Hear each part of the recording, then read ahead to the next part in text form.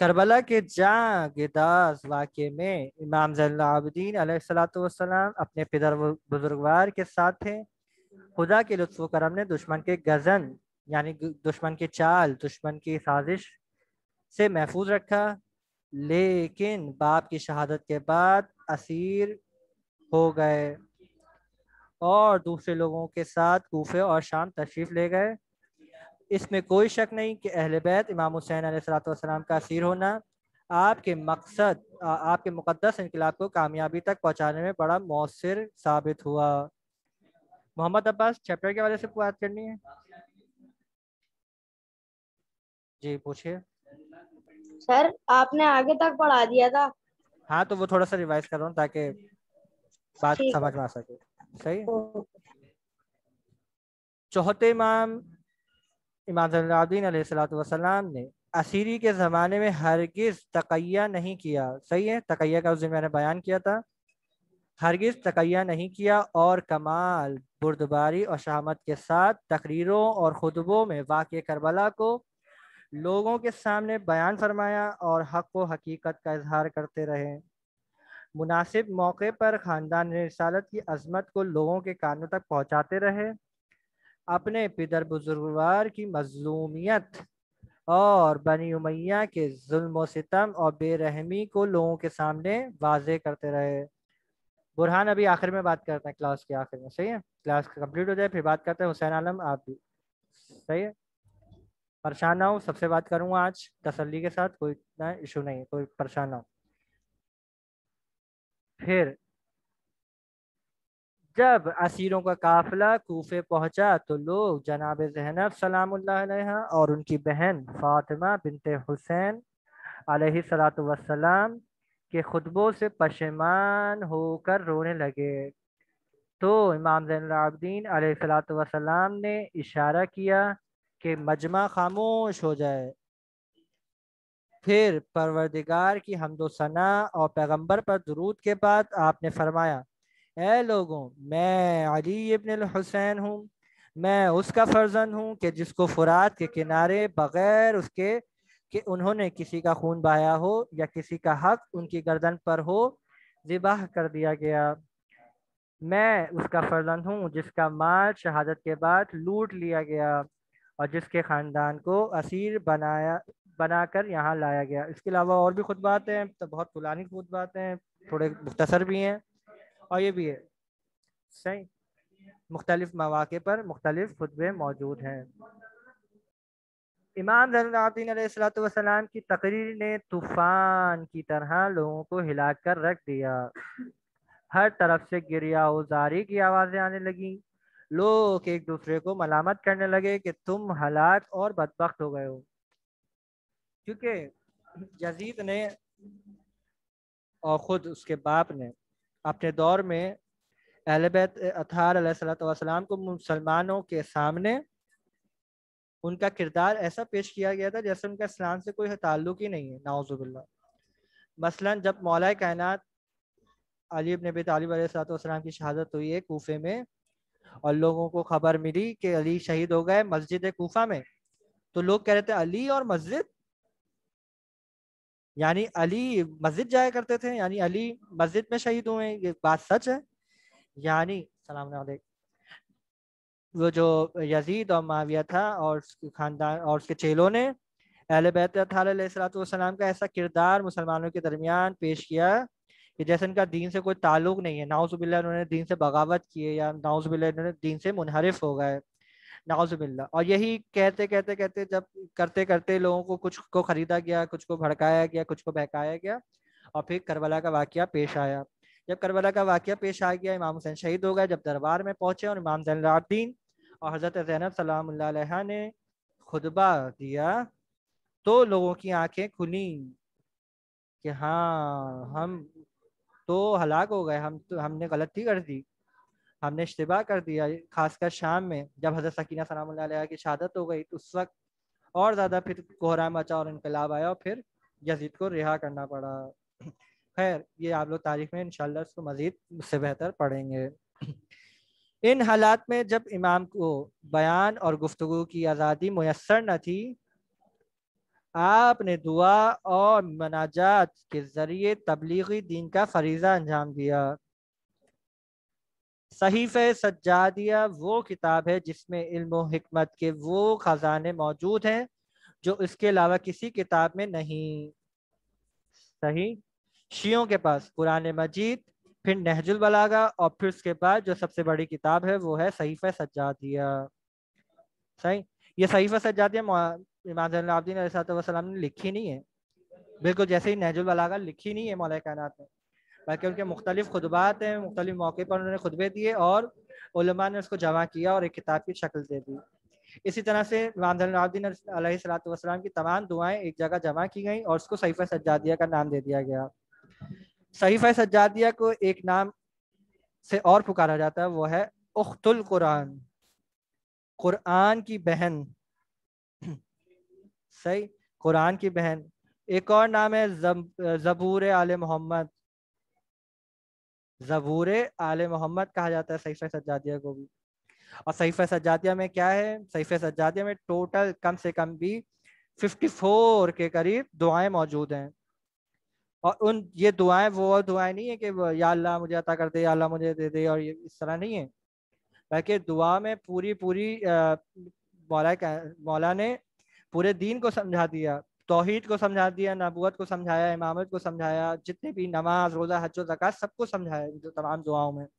امام زین العابدین علیہ السلام نے بظاہر تو معمولی سی دعا لگی، لیکن اگر ایک صاحب عقل ان دعاؤں پر غور کرے، دعائیں مکارم الاخلاق جو آپ لوگ کو ہوم ورک دیا گیا تھا، اس کا مقصد بھی یہی تھا کہ آپ لوگ کم سے کم صحیفہ سجادیہ اٹھائیں اور اس کو دیکھیں کہ یہ کتاب آخر ہے کیا دعا، اور جو سب سے مشہور ترین دعا ہے اور جو علماء کو بھی بہت پسند ہے، تمام لوگوں کو بہت پسند ہے، اور رہبر معظم بھی جس کی تاکید بہت زیادہ کرتے ہیں پڑھنے کی، وہ یہی دعا ہے، دعائے مکارم الاخلاق۔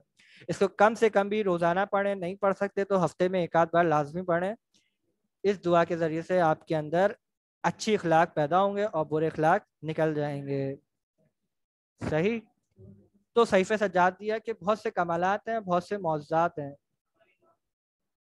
اون مہدی چیپٹر کے حوالے سے سوال ہے یا پیپر کے حوالے سے؟ ایک منٹ جی اون مہدی، آپ نے کون سی بولی ہے دعا؟ میں بتا رہا ہوں، دعائے مکارم الاخلاق جو میں نے ہوم ورک پہ دیا تھا، آپ کو اسائنمنٹ دیا تھا نا، وہی والی دعا۔ صحیح ہے، صحیح ہے۔ ہاں، اور سب سے پیاری دعا ہے کہ 20 مرتبہ اس میں مطلب صلوات ہے، مطلب ہر ایک صلوات کے بعد اللہم صلی علی محمد وعلی محمد، اگر کسی نے غور کیا پڑھا تو دیکھا ہوگا کہ ایک صلوات کے بعد پھر کوئی ایک چیز مانگی جا رہی ہے، پھر ایک صلوات کے بعد ایک چیز مانگی جا رہی ہے، تو بہت بہترین اور بہت پیاری دعا ہے۔ خیر، جلدی سے آگے پڑھتے ہیں۔ ان حالات میں جب امام کو، ہاں، صحیفہ سجادیہ وہ کتاب ہے جس میں علم و حکمت کے وہ خزانے موجود ہیں جو اس کے علاوہ کسی کتاب میں نہیں۔ امام گوشہ نشینی اور محدودیت کے باوجود دعاؤں کے ذریعے مسلمانوں کو قیام اور تحریک کا درس دیتے رہے اور اپنے خدا سے راز و نیاز کی باتیں کرتے ہوئے ہدایت دیتے ہیں۔ یعنی چوتھے امام زین العابدین علیہ السلام نے دعاؤں کے ذریعے سے اتنا زمینہ ہموار کیا، یعنی راستہ فراہم کیا دوسرے ائمہ کے لیے کہ چھٹے امام کے دور میں، پانچویں اور چھٹے امام کے دور میں پورا ایک مکتب بہت بڑا مکتب تشکیل پا گیا، اور چھٹے امام کے پاس کم و بیش 40,000 کے قریب طلاب آپ سے استفادہ کرتے تھے، تعلیم حاصل کیا کرتے تھے۔ صحیح۔ پھر کیا ہوا؟ امام زین العابدین علیہ السلام 57 یعنی 57 سال تک رنج و مصیبت برداشت کرنے کے بعد ولید بن عبد الملک کے دور حکومت، جس نے اپنی خلافت اور حکومت کا محور ظلم و جور، قتل اور گھٹن کے ماحول کو بنا رکھا تھا، اس کے حکم سے مسموم یعنی زہر دے دینا، یعنی کسی کو زہر سے ہو کر 25 محرم یعنی 25 محرم 95 یعنی 95 ہجری کو شہادت پائی، اور قبرستان بقیع میں امام حسن مجتبی علیہ السلام کی قبر کے پہلو میں سپرد خاک کیے گئے۔ روایت میں ہے کہ جب इमाम ज़ैनुल आबिदीन अलैहिस्सलातु वस्सलाम की शहादत हो गई और उनको जन्नतुल बकी में दफना दिया गया, तो आपका एक नाका था, एक ऊँट था इमाम ज़ैनुल आबिदीन अलैहिस्सलातु वस्सलाम का, जिस पर उन्होंने हज अदा किए, कई हज अदा किए, कई मीलों के सफ़र किए, मगर रिवायत में कि वो कभी उस ऊँट पे बैठते नहीं थे, पुश्त पर नहीं बैठते थे और कभी उस ऊँट को मारा नहीं। सही। और बहुत प्यार करते थे उससे, बहुत मोहब्बत किया करते थे। जब शहादत हो गई इमाम ज़ैनुल आबिदीन अलैहिस्सलाम की और जब उनको दफन कर दिया गया, तो लोग और मतलब कुछ सहाबा इमाम मोहम्मद बाक़िर अलैहिस्सलाम के पास दौड़े दौड़े चले आए, अल्लाहुम्मा सल्ली अला मुहम्मद व अला मुहम्मद, के ए फर्जंदे रसूल खुदा, आपके बाबा का नाका कहीं नजर नहीं आ रहा। नाका से मुराद ऊँट। सही। आपके बाबा का ऊँट कहीं नजर नहीं आ रहा। तो पांचवें इमाम परेशान हो जाते हैं, मेरे बाबा का ऊँट कहाँ गया कहाँ गया। तो फिर पांचवें इमाम समझ जाते हैं, कहते हैं मुझे मालूम है कहाँ है। तो सबको लेकर जन्नतुल बकी में आते हैं और देखते हैं कि वो ऊँट जो है चौथे इमाम की कब्र के पैरों की तरफ बैठा हुआ अपना सर पटक रहा है, और कहते हैं कि सर पटकते पटकते वहीं वो भी इस दुनिया से रुखसत हो जाता है। तो इमाम मोहम्मद बाक़िर अलैहिस्सलाम वहाँ पर एक जुमला कहते हैं जो मसाइब का जुमला है, बहुत दर्द भरा है, कि मेरे बाबा ने कभी भी जानवर पर भी जुल्म नहीं किया जो उनकी मिल्कियत में था, जो इसके मालिक थे, जानवर पर भी जुल्म नहीं किया। और मेरे बाबा पर इस कदर जुल्म ज्यादती की गई, इतने ताजियाने मारे गए, हथकड़ी बेड़ियां पहनाई गई, कांटों पे चलाया गया, सही, शोलों पे, आग के शोलों पर चलाया गया, कूफे में पत्थर मारे गए, शाम में पत्थर मारे गए, तो मेरा बाबा जख्मी हो गया। और जिसने कभी एक जानवर पर भी जुल्म नहीं किया, वो बाबा मेरा जुल्म ज्यादती का शिकार हो गया। सही। तकी चैप्टर के हवाले से सवाल है? चैप्टर के हवाले से जिसको अगर सवाल है तो वो पूछ ले अभी, चैप्टर के हवाले से। सही। बाकी बातें फिर हम आखिर में करेंगे। जी अली हसन, पढ़ा देंगे। तेज बोले थोड़ा। आज ही तीनों चैप्टर पढ़ा देंगे आप। इंशाल्लाह। आज तो मैंने स्पीड दिखानी है और आप लोगों ने भी हिम्मत करनी है। सही है। हाँ। बहुत आसान आसान है, कोई इतना मुश्किल नहीं। सही है। चलें जल्दी से, पहले हम एक वीडियो देखते हैं और उसके बाद फिर हम अपनी दूसरा चैप्टर शुरू करते हैं। ये वीडियो देखेंगे ना, तो उसके बाद एक मिनट। हाँ सही है।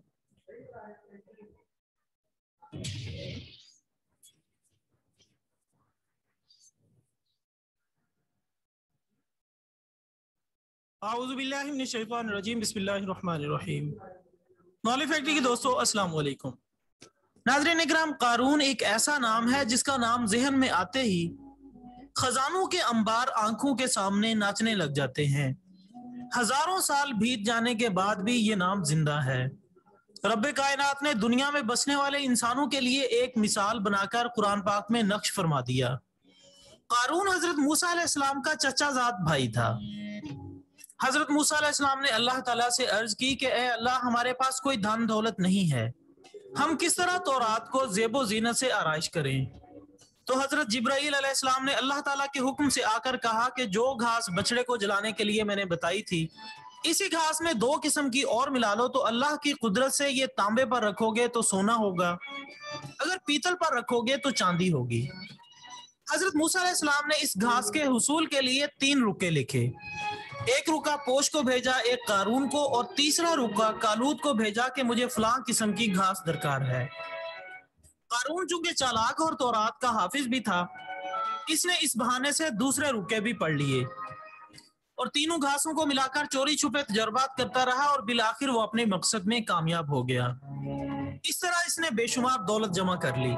जब दौलत के बेतहाशा अंबार लग गए तो मूसा अलैहिस्सलाम ने इसे ज़कात देने और खल्क़े खुदा को फायदा पहुंचाने के लिए कहा। तो वो न सिर्फ हजरत मूसा अलैहिस्सलाम का बल्कि अल्लाह ताला का भी मुनकिर हो गया और हजरत मूसा अलैहिस्सलाम के खिलाफ मुख्तलिफ साजिशें करना शुरू कर दी। इसकी वजह से मूसा अलैहिस्सलाम की कौम 2 मुख्तलिफ ग्रोहों में तकसीम हो गई। قارون کا گروہ بے تحاشا دولت کی وجہ سے فسق و فجور میں پڑ گیا۔ قرآن مجید فرقان حمید سورۃ القصص آیت 76 اور 77 میں ارشاد باری تعالیٰ ہے، بے شک قارون موسیٰ کی قوم میں سے تھا، پھر ان پر اکڑنے لگا اور ہم نے اسے اتنے خزانے دیے تھے کہ اس کی کنجیاں ایک طاقتور جماعت کو اٹھانا مشکل ہوتی۔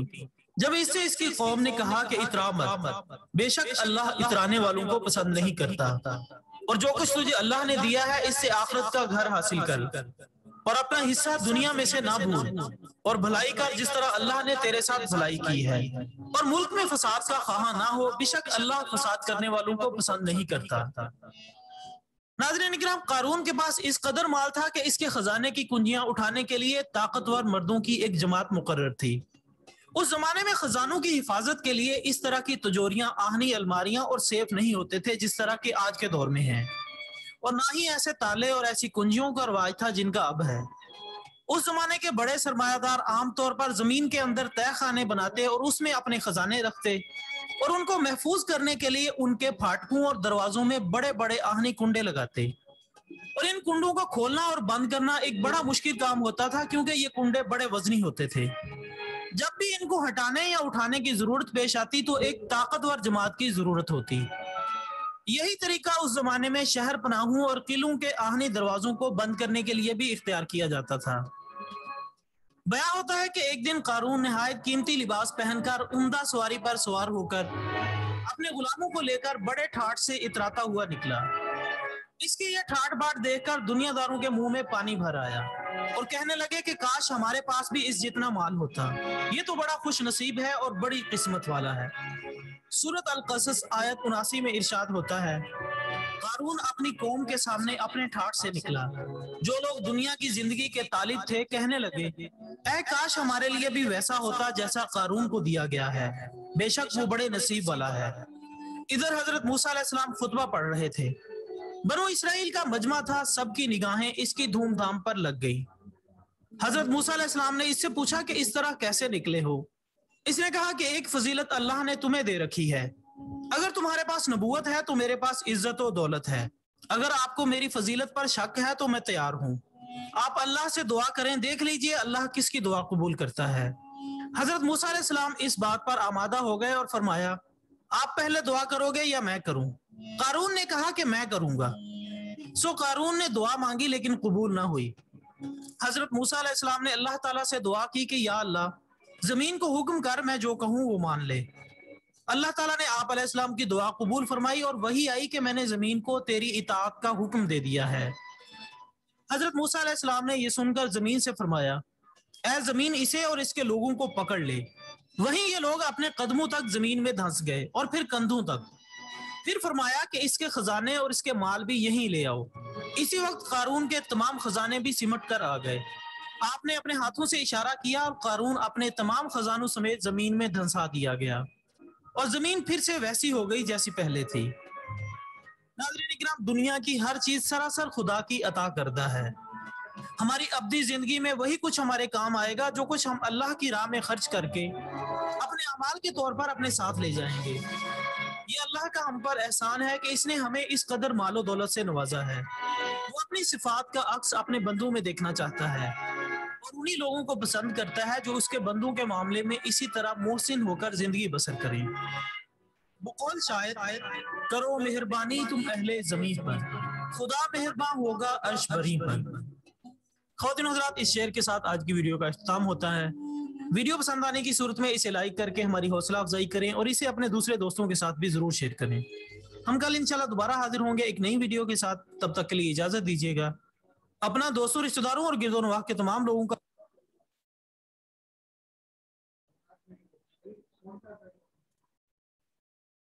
تو بچوں، آپ لوگ نے دیکھا قارون کا انجام، اور اسی سے ریلیٹڈ آج کا ہمارا دوسرا ٹاپک ہے جس کو ہم ریڈ کر لیتے ہیں۔ بہت ہی آسان ہے اور جلدی ہی ختم ہو جائے گا۔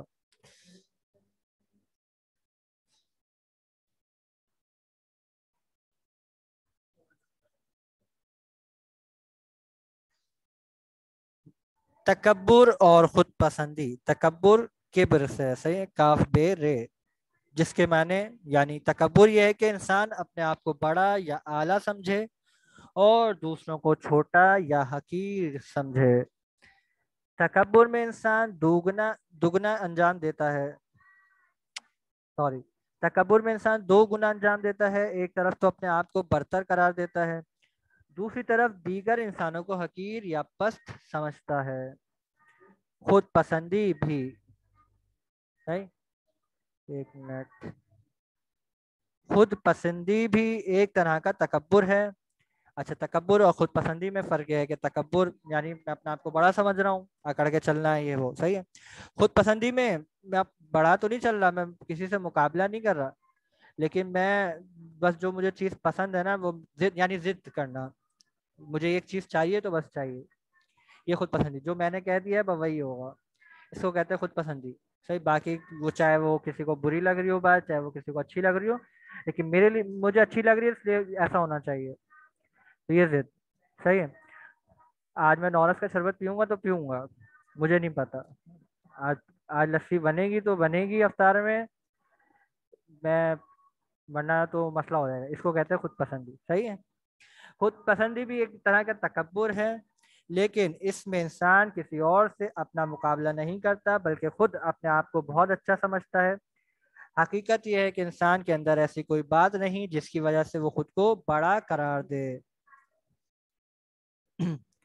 اگر کوئی اپنی جسمانی طاقت کی وجہ سے خود کو بڑا سمجھتا ہے تو اس کو معلوم ہونا چاہیے کہ اللہ نے انسان کو کمزور بنایا ہے۔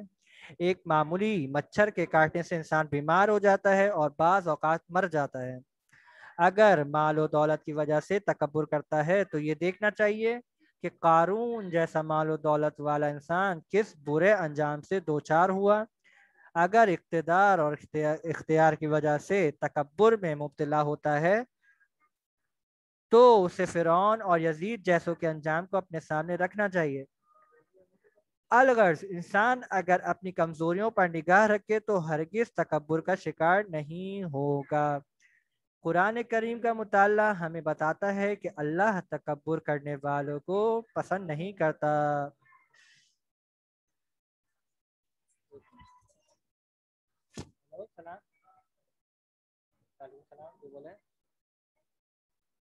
بولیں کلاس میں نہیں ہے؟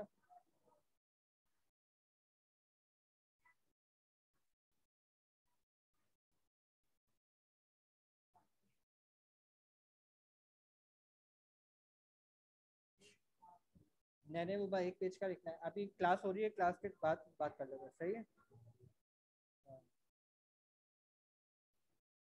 جب کلاس میں موجود ہیں اور پھر فون کر رہے ہیں، خیر الغرض انسان اپنی کمزور، اچھا ہمیں بتاتا ہے قرآن، ہمیں بتاتا ہے کہ اللہ تکبر کرنے والوں کو پسند نہیں کرتا، کیونکہ تکبر صرف اور صرف اللہ کو زیب دیتا ہے، کیونکہ وہ واقعی بڑا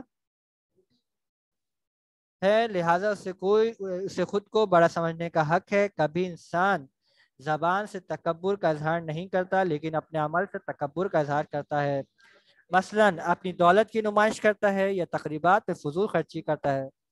اللہ تعالی ہمیں تکبر سے بچائے اور عاجزی عطا فرمائے۔ خوب، یہ اچھا، یہ کلاس اپنی اٹینڈنس لگا دیں رول نمبر نام کے ساتھ، یہ کلاس آف ہو جائے گی، اس کے بعد دوبارہ لنک سے جوائن کر کے آنا ہے، صحیح ہے۔ لنک جوائن کر کے دوبارہ سے آنا ہے، پھر ہم کلاس کا تھوڑا سا ریویژن کریں گے، سارا جو اب تک ہم نے پڑھا ہے، اگر کسی کو کوئی سوال ہو کوئی مشکل ہو تو مجھ سے پوچھ سکتا ہے، اور امتحان کے بارے میں بھی بات چیت کر سکتا ہے، لیکن لازمی لنک جوائن کر کے واپس آنا ہے، صحیح ہے۔ چلیں اپنا یہ عاجزی بھی پڑھ سکتے ہیں، پڑھ لیتے ہیں، یہ تکبر کا الٹ ہے، صحیح ہے، دوسرا چیپٹر بالکل تکبر کا الٹ ہے۔ تکبر یعنی کیا ہے؟ خود کو بڑا سمجھنا، اکڑنا، صحیح۔ دیکھیے خدا نے، اسلام نے، دین نے ہرگز منع نہیں کیا کہ آپ بڑے آدمی نہ بنے، صحیح، دولت نہ ہو آپ کے پاس، آپ کا بڑا گھر نہ ہو، گاڑی نہ ہو، بالکل بھی اسلام نے اس چیز سے روکا نہیں ہے، ہرگز نہیں روکا اسلام نے، صحیح، بلکہ خدا کی نعمتوں سے اس دنیا میں بھی لطف اندوز ہونا بہت ضروری ہے، صحیح، لطف اندوز ہونا یعنی اس کی نعمتوں سے استفادہ کرنا بہت ضروری ہے، اچھا کھانا، اچھا پہننا، اچھا ہونا، اچھے گھر میں رہنا، سب صحیح۔ بس خیال کیا کرنا ہے کہ کسی دوسرے کا حق ना खाएं, सही, किसी के दिल आज़ारी ना हो। अगर मसलन मेरे पास कोई पैसे आए हैं और मैंने उससे कोई चीज़ खरीद ली है, ठीक है, अब जो पैसे बचे हैं मैं उसको खैरात कर दूं, किसी दूसरे शख्स को दे दूं, क्योंकि जो मेरे पास पैसे बचे हैं अब वो मेरे पैसे नहीं है बल्कि किसी और का हक है। तो खुदावंद आलम ने कभी भी मना नहीं किया कि आप अच्छे ना बने, बल्कि अच्छे बने, अच्छी तालीम हासिल करें, अच्छे स्कूल में पढ़ें, अच्छे कॉलेज यूनिवर्सिटी में पढ़ें, महंगी से महंगी तालीम हासिल करें, लेकिन महंगी से महंगी मतलब पैसे भी कमाएं, जॉब वॉब भी करें, सब खुदा ने मना नहीं किया।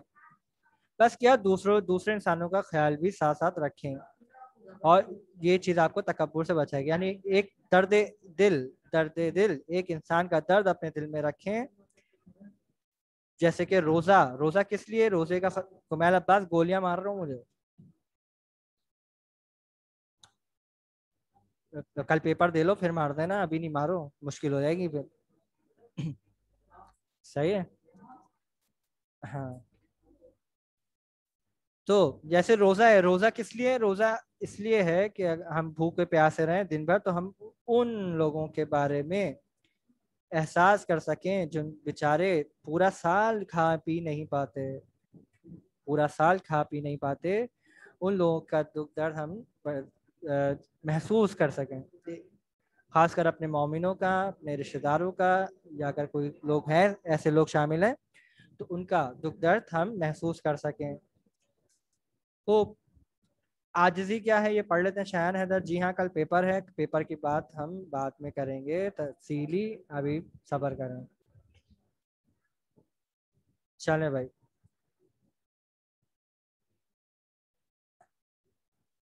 आजिज़ी क्या है? आजिज़ी और इनकिसारी, एक वाक़े से शुरू करता हूँ, बहुत छोटा सा है।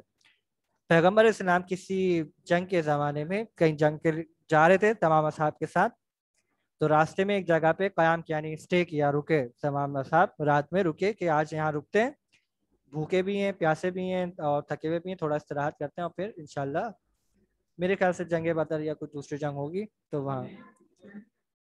तो फिर जब स्टे होता है और तमाम असहाब आपस में बात करते हैं कि अब रात का खाना पकाया जाए, तो कोशिश की जाए कि सब काम अपने अपने बांट लें। तो सारे असहाब अपने काम आपस में बांट लेते हैं, तो कोई कुछ कर रहा होता है, कोई कुछ कर रहा होता है, सही, कोई आग की जिम्मेदारी ले लेता है कि मैं आग जलाऊंगा, कोई कहता है कि मैं दुम्बा ज़िबा करूंगा, कोई कहता है मैं कबाब बनाऊंगा, सही, कोई बोलता है मैं टिक्का बोटी बनाऊंगा, सही। इस तरह से सारे असहाब आपस में काम डिवाइड कर लेते हैं। फिर देखते हैं कि पैगम्बर इस्लाम जंगल की तरफ जा रहे हैं। लोग कहते हैं पैगम्बर इस्लाम आप क्यों जा रहे हैं आप? तो कहते हैं मैं लकड़ियां लेने जा रहा हूँ, आग के लिए, आग के इंतजाम के लिए मैं लकड़ियां जमा करता हूँ और लेके आता हूँ। तो लोगों ने कहा नहीं नहीं आप रहने दें, आप बैठे, आप बैठे, आप तो पैगम्बर इस्लाम है, अरे हम आपके होते हुए, हमारे होते हुए आप कैसे काम कर सकते हैं, सही।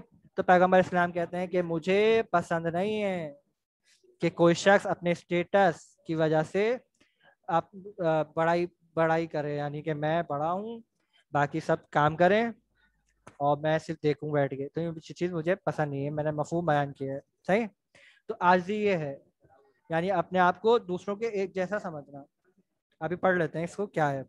आजिज़ी और इनकिसारी, तवाज़ो और फुदरूतनी, सही है, ये चारों अल्फाज, आजिज़ी, इनकिसारी, तवाज़ो, फुरूतनी, सब एक ही मफहूम रखते हैं और इसका मायने है खुद को मामूली समझना, छोटा समझना और तकब्बुर से बचना।